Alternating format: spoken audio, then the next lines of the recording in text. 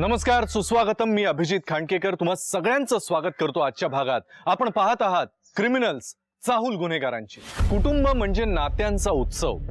राग, लोभ, सुख-दुःख हे एकत्र वाटून घेत आनंदानं राहणं म्हणजेच कुटुंब वत्सल असणं. पण याच कुटुंबातल्या काही स्वार्थी लोकांनी जर कटकारस्थानं करायला सुरुवात केली तर हेच कुटुंब रक्तरंजित सुडाच्या एका दुष्टचक्रात अडकतं. सूड आणि हिंसेचं समुद्रमंथन चालू होतं आणि त्यातनं बाहेर येतं सर्वनाशाचं हलाहल. आजच्या केसमध्ये असंच झालं होतं. वरवर आनंदी, समाधानी दिसणाऱ्या कुटुंबाचा प्रवास एका अशा धक्कादायक, अनपेक्षित वळणावर येऊन थांबला होता. आणि त्यापुढे काय झालं, चला पाहूया.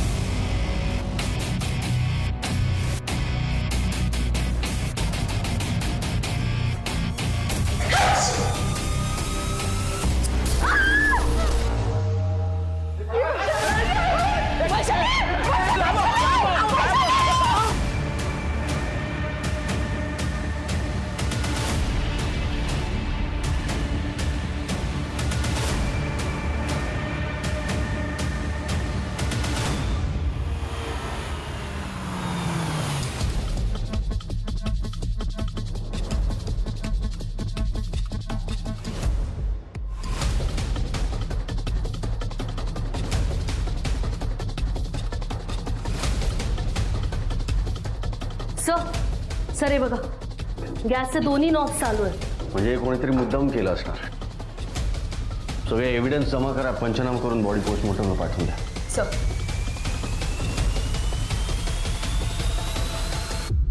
शेगडीचे दोन्ही नॉब ओपन होते. किचनमध्ये गॅस पसरला गेला. तुम्हाला कोणालाच गॅसचा वास नाही आला?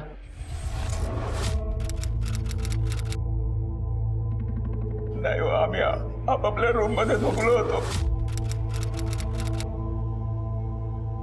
एकदम मोठा आवाज झाला म्हणून आम्ही धावत बाहेर आलो तर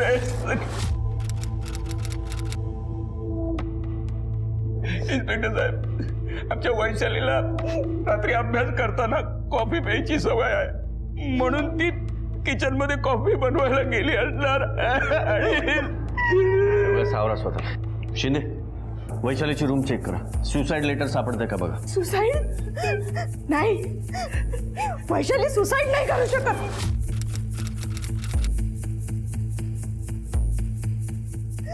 तिचा खून झालाय. या रेखाने तिला मारलंय. हिने खून केलाय तिचा. नाही सर, मी नाही मारलंय तिला. मुळात माझ्याकडे काही कारणच नाहीये तिला मारण्याचं.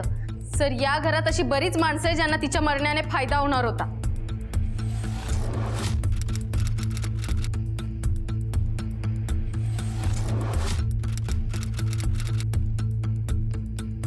सर, यांच्यापैकीच कोणीतरी मारलंय तिला.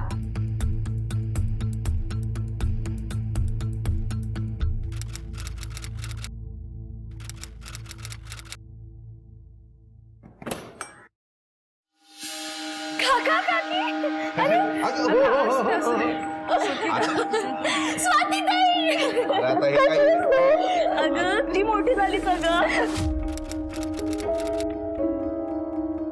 आता काय इथे सर्व बोलणार आहात का आतमध्ये तरी घेणार आहेस की नाही? नाही, या ना, या लवकर या. आई, बाबा, आत्या, पंकज दादा, बघा कोण आले. रेखाताई, लवकर बाहेर ये. अरे कसं आहे?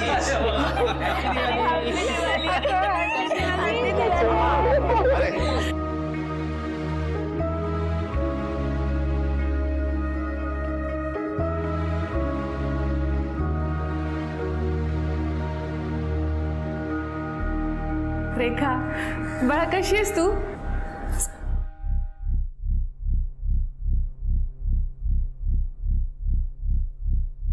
रेखाताई, अगं तू 1 वर्षाची असताना माझ्या आईने तुला अडॉप्ट केलं, पण म्हणून तुझी जन्मदाती आई अरुणा काकू परकी होत नाही ना ग. ती आज तुझ्याशी किती प्रेमाने बोलायला आली आणि ए वैसे जास्त अक्कल पाजळू नकोस, कळलं ना? लहान आहेस ना, मग हिशोबात राहायचं. अगं रेखाताई ए चल. वैशाली काय झालं बघू. अरे बापरे. रेखा, तुझी हिंमत कशी झाली माझ्या वैशूला हात लावायची? तुला दत्तक घेतलं तीच चूक झाली माझी. अगं त्या गावच्या उकिरड्यावरच राहायची लायकी आहे तुझी. या विक्रम साहेब. सुनीता, अनिल. सुनीता अगं ये ये अनिल ये. हे विक्रम साहेब सरकारी कर्मचारी आहेत, कलेक्टर ऑफिस मध्ये असतात. विक्रम साहेब, ही माझी फॅमिली, माझी बायको सुनीता, माझी बहीण कविता, ही वैशाली माझी मुलगी, नंतर ती माझ्या भावाची मुलगी. हा पंकज, कविताचा मुलगा. नमस्कार. हाय पंकज, तुमच्या कंपनीचं इन्स्पेक्शन झालेलं आहे. तू ऑफिसमध्ये येऊन फाईल कधी घेऊन जाऊ शकतोस. Okay sir. आणि ही स्वाती, अनिलची मुलगी, अनिलची बायको अरुणा, अनिल माझा भाऊ. तुम्ही सगळे बसा, मी फराळाचे ताट आणते. एक मिनिट, फराळ तर होईलच. ॲक्च्युली माझं सुरेशजींबरोबर बोलणं झालेलं आहे. ते म्हणाले तुम्ही दिवाळीला तर येणारच आहात, तर समोरासमोर सगळ्यांशी बोलून घ्या. कशाबद्दल? अरे ते बोलू ना साहेब, तुम्ही आधी बसून घ्या ना, आपण बसून बोलू ना. या या विक्रम साहेब, या बसा बसा बसा बसा. कम्फर्टेबल. हा तेच विचारत होतो, कशाबद्दल? तुमची मुलगी रेखा, मला तिच्याबरोबर लग्न करायचंय. काय लग्न? ते पण या म्हाताऱ्या बरोबर? रेखा. रेखा गंग बस. का गप्प बसू मी? हा, बापाच्या वयाच्या माणसाच्या गळ्यात मारताय मला? एवढीच जड होती तर अडॉप्ट का केलं मला? मी हे लग्न करणार नाही. आणि तुम्हाला मी एवढीच आवडली असेल ना, तर मुलगी म्हणून दत्तक घ्या मला. लग्न करताय? विक्रम साहेब ऐका ना. विक्रम साहेब ऐका ना माझं. विक्रम साहेब बघितलं, गेले ना, चिडून गेले ना. विक्रम साहेब कशी राग घालून गेली बघितलं. चांगलं स्थळ आणलं होतं, पैसा आहे, गाडी आहे, सगळं आहे. अहो भाऊजी, पण त्या माणसाचं वय खूप मोठं वाटतंय हो. अरे वयाचं काय घेऊन बसली अरुणा? अरे वय सगळ्यांचंच हळूहळू वाढत जातं, पण पैसा महत्वाचा आहे. आणि अनिल, अरुणा मला सांगा, 1 वर्षाची असताना आम्ही तिला अडॉप्ट केलं ना, घेतलं ना दत्तक, त्याच्यानंतर एवढं शिकवलं, वाढवलं, मग आम्ही तिचं काही वाईट करू का? मी काय म्हणते, तुम्ही रेखाशी बोला आणि या लग्नासाठी तिला तयार करा. पण मम्मी, जर ताईला त्याच्याशी लग्न करायचंच नसेल तर जबरदस्ती कशाला? वैशू, तू लहान आहेस, तू या भानगडीत पडू नकोस. काका काकी, तुम्ही काळजी नका करू, मी समजावते रेखाला.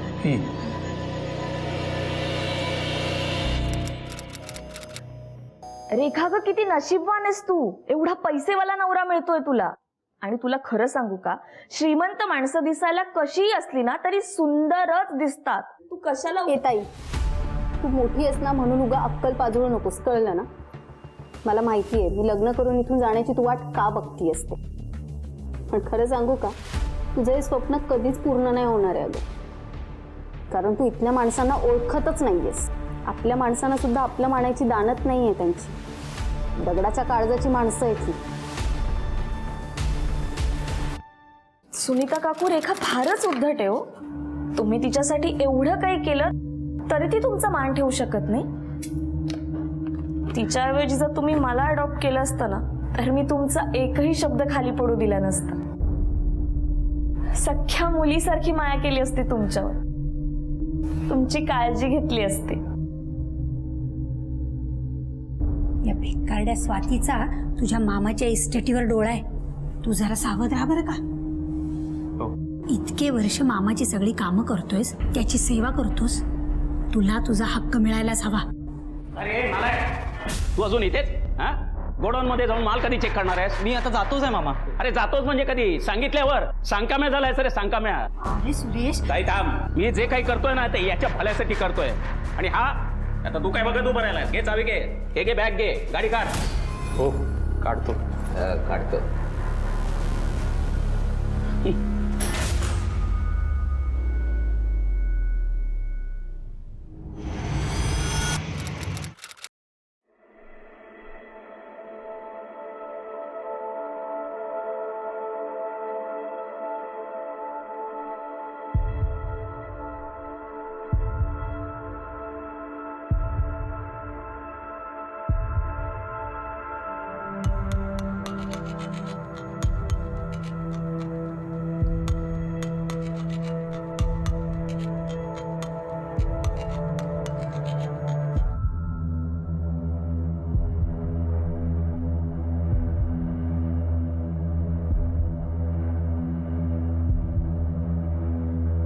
स्वाती काय करतेस?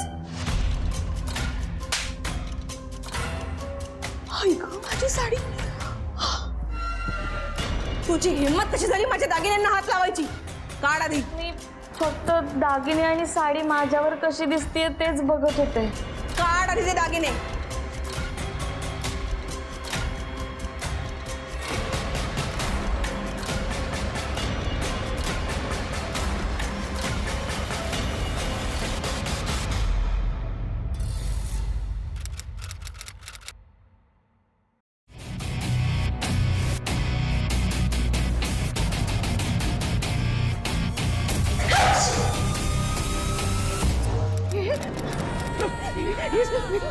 मला जाऊ दे. वैशाली.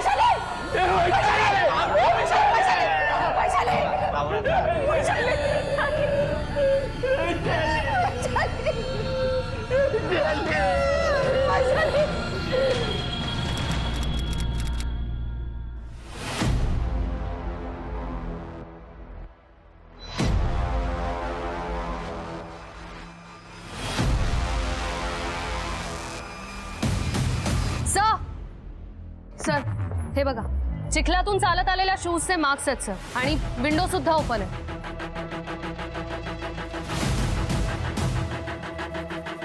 याचा अर्थ नक्कीच कोणतरी बाहेरची व्यक्ती घरात शिरली असणार आणि तिनेच शेगडीचे नॉब ऑन केले असणार. पण सर वैशाली रात्री कॉफी बनवून पिते, हे बाहेरचं कोणाला कसं माहित? घरातलंच कोणीतरी सामील असणार आहे.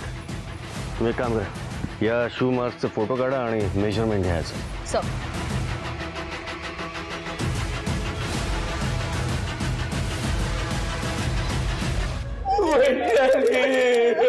काय केलं दादा? काय हे बघा, सावरा स्वतःला. तुमचं दुःख आम्ही समजू शकतो, पण कसं आहे, वेळेवर चौकशी केली तर अपराधाला आम्ही लवकरात लवकर पकडू शकतो. तुमच्या घरात बाहेरचं कोणीतरी आलं होतं आणि कदाचित घरातल्यानेच कोणीतरी तिला मदत केली. ही बाहेरची व्यक्ती कदाचित चोरीच्या उद्देशाने घरात शिरली असेल. तुम्ही जरा घरात काही चोरीला गेलंय हे चेक करून सांगता का आम्हाला?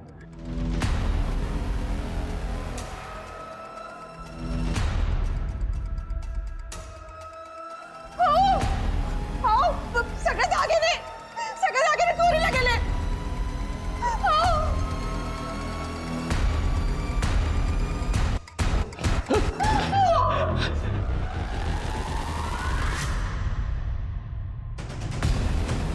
फडणवीस, फॉरेन्सिक टीमला बोलून या सगळ्याचे फिंगरप्रिंट्स घ्यायला सांगा आणि चोरीला गेलेल्या दागिन्यांची लिस्ट काढा आणि यांच्या घरात जेवढे मेंबर्स आहेत त्यांचा नंबर घ्या आणि त्यांच्या डिटेल्स बोलवा. येस. नात्यांची कसोटी बघणाऱ्या प्रत्येक क्षणी घरातला प्रत्येक जण हा तोंडघशीच पडत होता. सगळ्यांचं भलं चिंतिणारी, सगळ्यांना आपलंसं मानणाऱ्या वैशालीचा आयुष्याचा डाव मात्र उधळला गेला होता. पोलिसांनी वैशालीच्या मृत्यूचा तपास जसजसा सुरू केला तसतशी अशी काही माहिती समोर यायला लागली ज्यानं ही केस अजून गुंतागुंतीची झाली.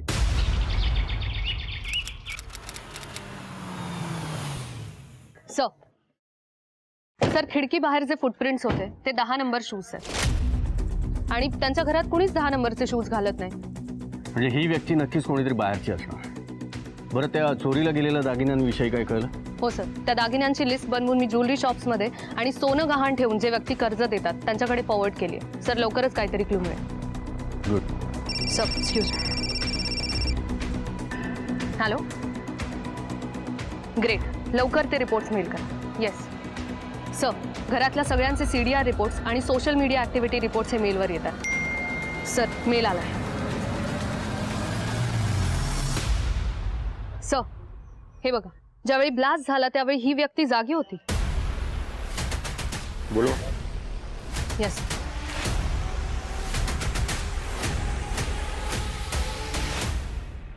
सिलेंडर ब्लास्ट झाला तेव्हा तू कुठे होतीस?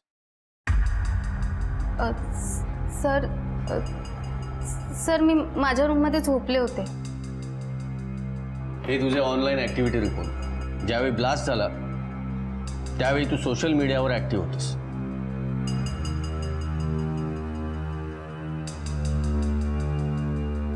खोटं का बोलतेस?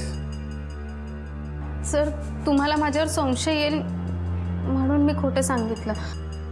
मी जागीच होते. ब्लास्ट कसा झाला? गॅस ओपन कोणी ठेवला? चोरी कोणी केली? आणि घरात जी व्यक्ती खिडकीतून आत आली ती कोण होती? नाही सर, मला त्यातलं काहीच माहिती नाही. मग घरात एवढे जण असताना सुनीताने तुझ्यावरच आरोप का केलाय? त्यांना मूल होत नव्हतं म्हणून त्यांनी मला अडॉप्ट केलं. पण मग नंतर स्वतःचं मूल झाल्यानंतर मला अडॉप्ट केल्याचा त्यांना पश्चाताप व्हायला लागला होता. त्यात तिने ठरवलेल्या माणसाबरोबर मी लग्न करायला सुद्धा नकार दिला. तिनं माझ्यापासून सुटका करून घेण्याची संधीच शोधत होती. घरातल्याच कोणीतरी वैशालीचा खून केलाय. वैशालीचं कोणाबरोबर भांडण होतं का? नाही, वैशाली नाही. हां, पण ना सुनीता काकूने स्वातीचा खूप मोठा अपमान केला होता. आणि सर, रात्री ना मी स्वातीला त्या किचनमध्ये जाताना सुद्धा बघितलं होतं.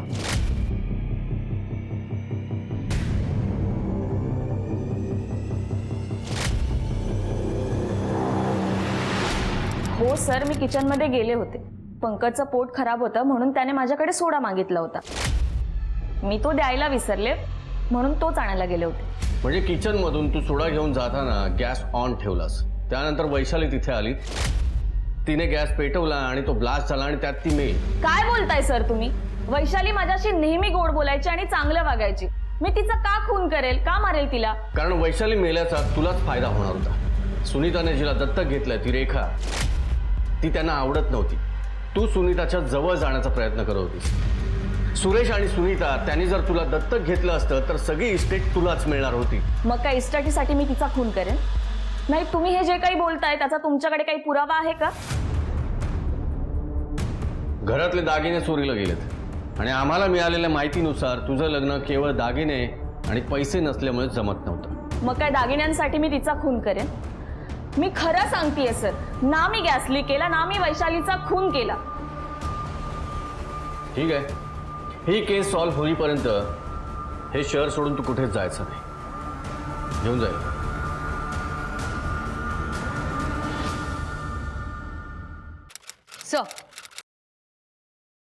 सर, मी पंकज बद्दल डिटेल्स काढले. पंकज त्याच्या मामाच्या ऑफिसमध्ये ज्या पोस्टवर काम करतो त्या सेम पोस्टसाठी त्याचा मामा इतर लोकांना 60,000 रुपये पगार देतो आणि या पंकजला मात्र 40,000 रुपयेच पगार देतो. आणि शिवाय त्याला घालून पाडून बोलतो, त्याचा इन्सल्ट करतो. आणि सर, या पंकजच्या नावावर कुठली इन्व्हेस्टमेंट किंवा प्रॉपर्टी काहीच नाहीये. म्हणजे या मामाचा बदला घेण्यासाठीच पंकजनेच वैशालीचा खून केलाय? नाही सर. मग काय प्रॉपर्टीसाठी? म्हणजे वैशाली मेल्यानंतर मामाला सख्खा आणि विश्वास ठेवणारा असं कोणीच नव्हतं. आणि मामाने जिला अडॉप्ट केलंय ती रेखा, ती तर त्यांना आवडत सुद्धा नव्हती.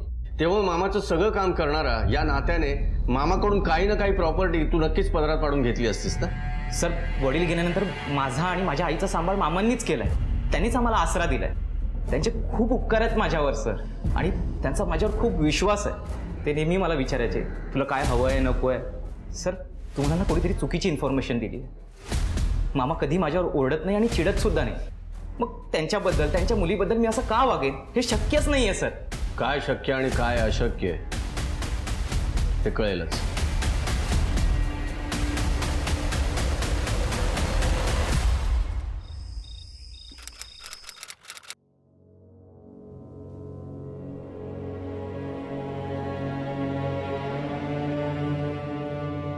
सुनीता, वैशालीला घेऊन आपण किती स्वप्न बघितली होती ग. ती इथेच आहे असं वाटतं. असं वाटतं आता येईल आणि म्हणेल, आई मला लाडू दे, शंकरपाळी दे. वैशालीशिवाय आता पुढचं आयुष्य काढणं फार भयंकर होणार आहे Sunita.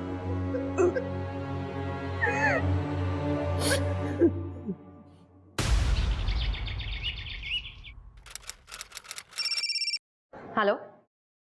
Okay, yes, thank you. Sir, त्या दागिन्यांची जी लिस्ट ज्वेलरी शॉप्समध्ये आणि सावकारांकडे फॉरवर्ड केली होती त्यातल्या एक व्यापाऱ्याकडून माहिती मिळाली. सर, विक्की नावाच्या मुलाने सेम दागिने त्यांच्याकडे गहाण ठेवून कर्ज घेतलं होतं. सर, आपल्या टीमने ते दागिने जप्त केलेत आणि विक्कीला घेऊन येत आहेत. गुड. हे दागिने वालचंद सावकाराकडे तू गहाण ठेवले होतेस ना?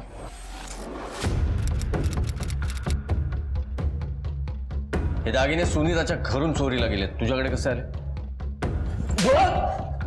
कसे आले तुझ्याकडे की तूच जाऊन दागिने चोरलेस? हा, बघ, त्याचा शूज नंबर चेक करा. सर, पाय वर्ग दे. सर 10 नंबर आहे. सर सुनीताच्या घराच्या खिडकी बाहेर जे शू मार्क्स होते ते सुद्धा 10 नंबरचेच होते. म्हणजे तू दागिने तर चोरलेस, वर वैशालीचा खून सुद्धा केलास. नाही सर, वैशालीचा खून मी नाही केलाय. मग का गेला होतास तिकडे? फोन काढ, अनलॉक करून दे, चेक करा.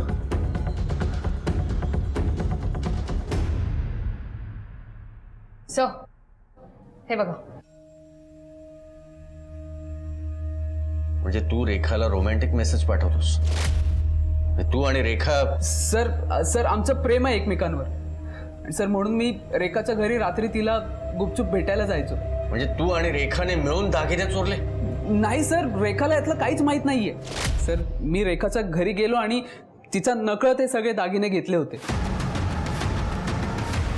सर मला बिझनेस स्टार्ट करायचा होता सर, माझ्याकडे अजिबात पैसे नव्हते. मी विचार केला हे दागिने गहाण ठेवून थोडे पैसे येतील. तुझ्या बिझनेससाठी दागिने चोरून रेखाने तुला मदत केली आणि गॅस लीक करून वैशालीचा खून करून तू रेखाला मदत केलीस, बरोबर ना? नाही सर, माझं ऐका सर, ती वैशालीचा खून आणि माझा काहीच संबंध नाहीये. तो काय संबंध आहे ना ते कोर्टात सांगायचं.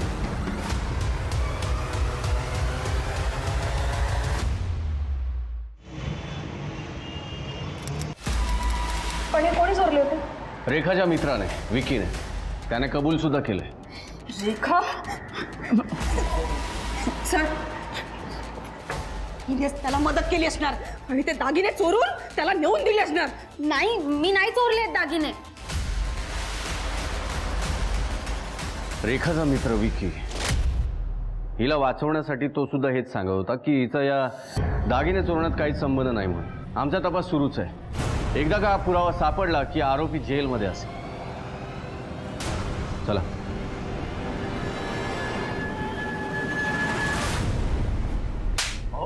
माझ्या वैशालीला ठार मारलास, घरात चोरी केलीस, माझी मुलगी गेली.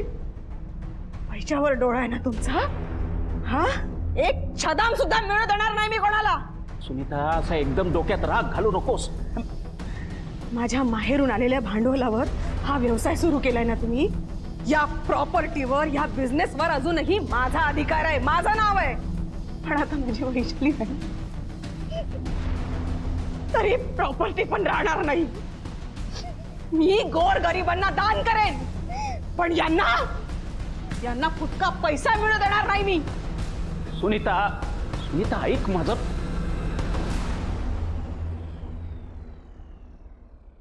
वकील इतके चांगले भेटले की कोर्टात उभं केल्या केल्या आपल्याला बेल मिळाली. रेखा, तू आता काळजी नको करू. माझा बिझनेस ना हळूहळू सेट होतोय आणि एकदा का बिझनेस सेट झाला ना की आपले सगळे प्रॉब्लेम सॉल्व्ह होतील. विकी, त्या वैशालीच्या खुनासाठी ती सुनीता मला जबाबदार धरतीये. तुला माहितीये का, तिने गळा दाबून मला मारण्याचा पण प्रयत्न केलाय. मला खूप भीती वाटायला लागली आहे. नाही, तू काही काळजी करू नको. आपण असं काहीतरी करूया ना की ती सुनीता तुझ्या काहीच करू शकणार नाही. आई, रेखा त्या सरकारी अधिकाऱ्याबरोबर लग्न करून गेली असती ना तर हे सगळं लफडच झालं नसतं. अरे मला तर वाटलं होतं वैशाली मेल्यानंतर सुनीता रेखाला बेदखल करून सगळ्या इस्टेटीचा वारस तुलाच बनवेल. पण ही बया तर सगळी प्रॉपर्टीज दान करायला बसली. नवरा गेला, भावाच्या जीवावर कशी बशी जगत होते, पण वहिनीनं चांगलाच मोडता घातलाय. मामाची इस्टेट मिळावी म्हणून मी खूप सहन केलंय, पण आता नाही. सुनीता मामीला मी हे सगळं करू देणार नाही.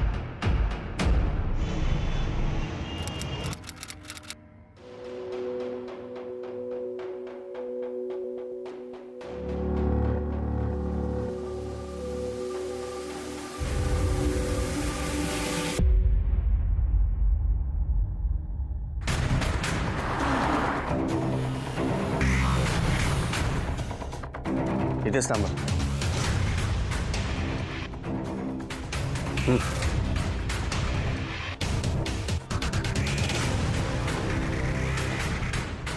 सर इतर सुनीता.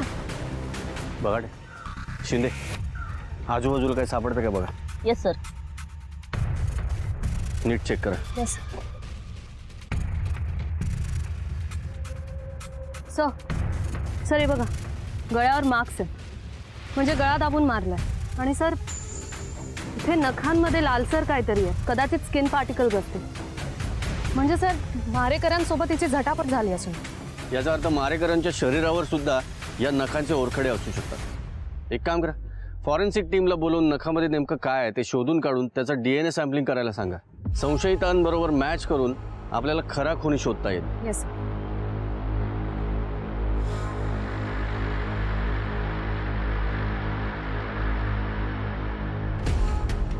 सर सर हे बघा. सर हे शू प्रिंट्स तर यांच्या खिडकी बाहेर जसे शू प्रिंट्स होते तसेच आहेत. एक काम करा, याचं मेजरमेंट घ्या आणि त्याचा नंबर किती आहे ते जरा चेक करा. येस आणि एक काम करा, पंचनामा करून बॉडी पोस्टमॉर्टमला पाठवून द्या आणि त्यांच्या घरच्यांना कळवा. सुनीताच्या खुनामुळे या केसला एक वेगळंच वळण मिळालं. घरात झालेल्या खुनाला बाहेरचा आणि बाहेर झालेल्या खुनाला घरातलाच कोणीतरी कारणीभूत असावा असं बऱ्याच जणांना वाटत होतं. पण पोलिसांनी ही केस वेगळ्याच पद्धतीनं क्रॅक करायचं ठरवलं होतं. या केसशी संबंधित सगळेच संशयित हे चांगुलपणाचा मुखवटा घालून वावरत होते. मात्र या मुखवट्यांमागचा क्रिमिनल चेहरा हा पोलिसांना योग्य पद्धतीनं ओळखायचा होता. पोलिसांच्या तपासाची चक्र जोरदार फिरायला लागली आणि त्यातनं जे सत्य बाहेर आलं ते सगळ्यांना चक्रावून सोडणारं होतं.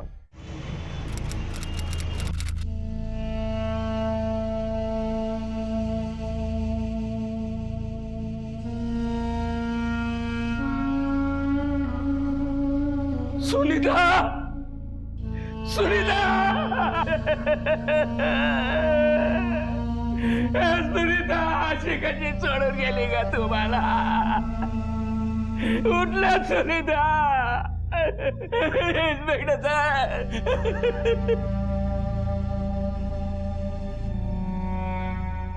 सुनीताचा गळा दाबून खून करण्यात आलाय. तुम्हाला कोणावर संशय आहे का? त्यांना कोणी धमकी वगैरे दिली होती का किंवा त्यांचं कोणाशी भांडण वगैरे झालं होतं का? हो सर, ज्या ठिकाणी सुनीताची बॉडी मिळाली ना तिथे जवळच खेळणाऱ्या 2 मुलांशी तिचं खूप मोठं भांडण झालं होतं.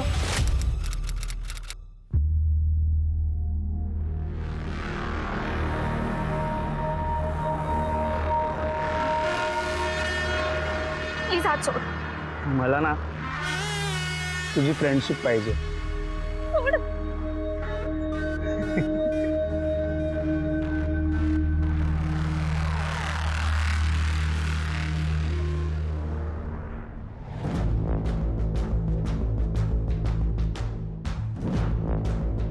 काय रे, माझ्या वैशूला हात कसा लावलास? मला ती आवडते म्हणून हात धरला. अरे आता या वयात तुमचा हात कसा पकडणार? त्यापेक्षा वैशूच बरी. काय काकू? काय रे निर्लज्ज, आई वडिलांनी काय शिकवलं नाही का तुम्हाला? सोडणार नाही तुला. चल निघ.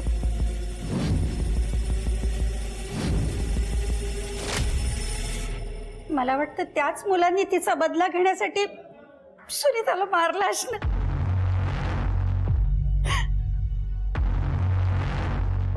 यांच्याकडून डिटेल्स घ्या आणि त्या मुलांना शोधून काढा. येस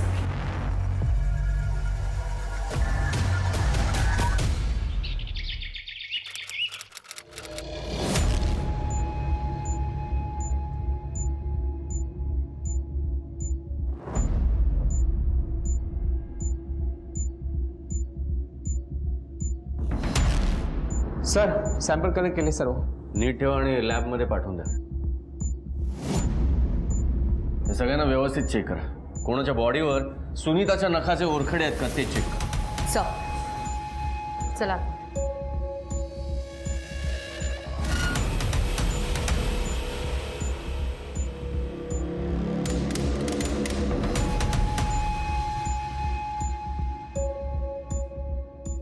सर हे बघा. नाही सर, मी काल काम करताना पडलो तेव्हा खरचटलंय.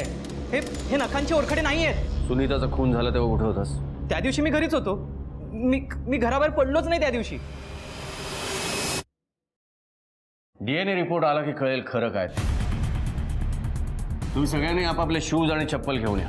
यांच्यापैकी कोण 8 नंबरचा शूज किंवा चप्पल वापरतंय ते चेक करा. घेऊन या लगेच.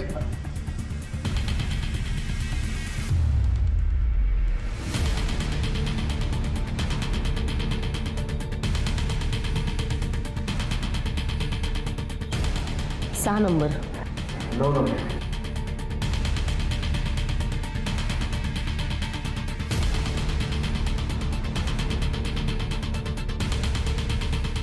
ठीक आहे, जोपर्यंत ही केस सॉल्व्ह होत नाही तोपर्यंत तुमच्यापैकी कोणीही शहर सोडून कुठेही जायचं नाही. चला.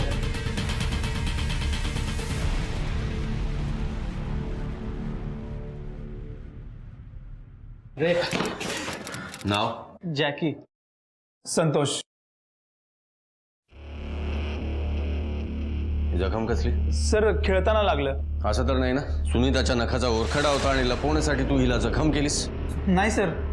तुम्ही दोघांनी मिळून वैशालीला छेडलं आणि तिथे सुनीताने तुम्हाला चपलेनं मारलं. तुम्ही सुनीताला धमकी दिले आणि तिचा खून केलात. तुमच्या कॉल डिटेल रेकॉर्ड्सनुसार सुनीताचा खून जिथे झाला तुमचं लोकेशन सुद्धा तिथेच होतं. चला आता पटपट सांगा, तुमच्यापैकी सुनीताचा गळा कोणी दाबला? नाही सर, आम्ही सुनीताला नाही मारलं सर. कोणी मारलं? पंकजने मारलं असेल कदाचित. म्हणजे आम्ही त्याला तिथे बघितलं होतं. त्याचा सुनीतासोबत काहीतरी वाद सुरू होता. या दोघांचाही डीएनए सॅम्पल घ्या आणि सुनीताच्या नखामध्ये सापडलेल्या स्किन पार्टिकल बरोबर मॅच करून बघा. Yes sir.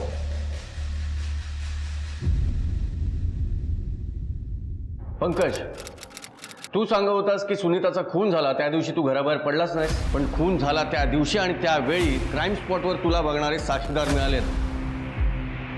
तुझा सुनीता बरोबर प्रॉपर्टीवरून वाद झाला होता. आय एम सॉरी सर, माझ्याकडून खूप मोठी चूक झाली. मी तुमच्याशी खोटं बोललोय. म्हणजे सुनीता मामींची ज्या ठिकाणी डेड बॉडी सापडली होती त्या ठिकाणी माझा आणि त्यांचा वाद झाला होता.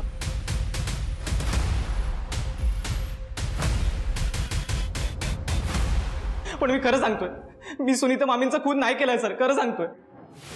आधी सांगत होता क्राईम स्पॉटवर नव्हतो, आता सांगतो क्राईम स्पॉटवर होतो. आता सांगशील सुनीताचा खून तू नाही केलास, उद्या सांगशील नाईलाज होता म्हणून खून करावा लागला. हे बघ, खरं काय ते सांग, नाही तर वेगळ्या पद्धतीने तुझी चौकशी करावी लागेल. कळलं? नाही सर, मी खरंच सांगतोय, मी खून नाही केलाय सर. सर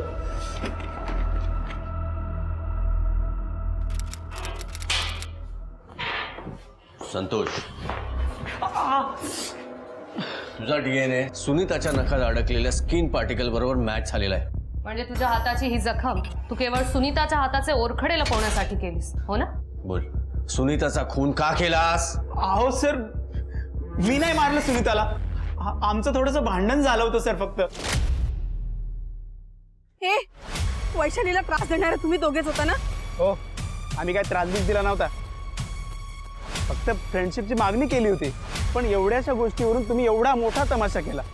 म्हणून तर देवानं तुम्हाला शिक्षा दिली आणि ती वैशाली गॅसच्या ब्लास्टमध्ये मेली. वैशालीला वैशालीला पुढच्या आरोपात मी तुम्हाला अडकवून चांगली शिक्षा करेन. वैशालीमध्ये अडकवून तुला चांगली शिक्षा देते. चल पोलीस स्टेशन मध्ये चल. चल चल पोलीस स्टेशन मध्ये चल. सोडा सर. सुनीता बरोबर भांडण झाल्यानंतर आम्ही सरळ तिथून निघून गेलो. तिचा खून आम्ही नाही केला सर. हवं तर पुरावा म्हणून तुम्ही त्या माणसाला विचारा सर. कोण माणूस? तिथून निघताना ज्याचा आम्हाला धक्का लागला तो माणूस. कोण होता तो? आम्ही त्याला याआधी कधी पाहिलं नाही सर. याने सांगितलेल्या एरियात सीसीटीव्ही आहे का बघा, आणि असेल तर त्याचं फुटेज कलेक्ट करा. येस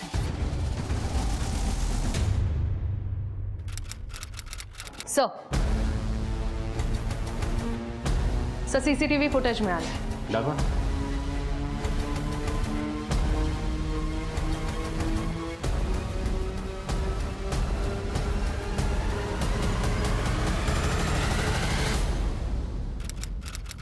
अनिल, तुमची सगळी माहिती आम्ही काढलेली आहे.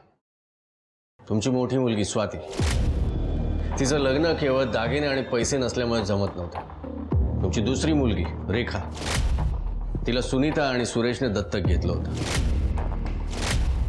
आणि ज्या ठिकाणी सुनीताचा खून झाला त्याच्या थोड्याच अंतरावर आम्हाला चिखलामध्ये 8 नंबरच्या शूजचे ठसे सापडले. आणि आमची टीम जेव्हा तुमच्या सगळ्यांचे शूजचे नंबर चेक करायला आली त्यावेळी तुम्ही त्यांना 9 नंबरचा शूज दिलात. सर, नाईलाज होता. सुरेश आणि सुनीताने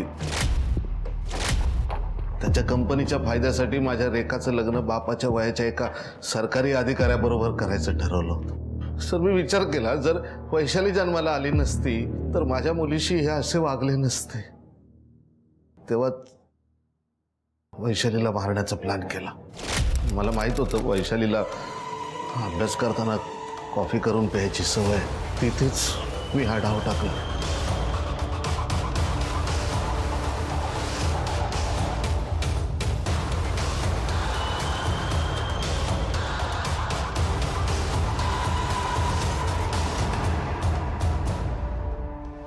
खरं सांगतो, मला वाटलं होतं आता सगळं ठीक होईल, पण नाही सर. माझा डाव उलटा पडला. सुनीताने तिची सगळी प्रॉपर्टी दान करायचं ठरवलं. वर माझ्या मुलीचा गळा दाबून तिला मारण्याचा प्रयत्न केला हो. तेव्हाच ठरवलं हिला मारून टाकायचं.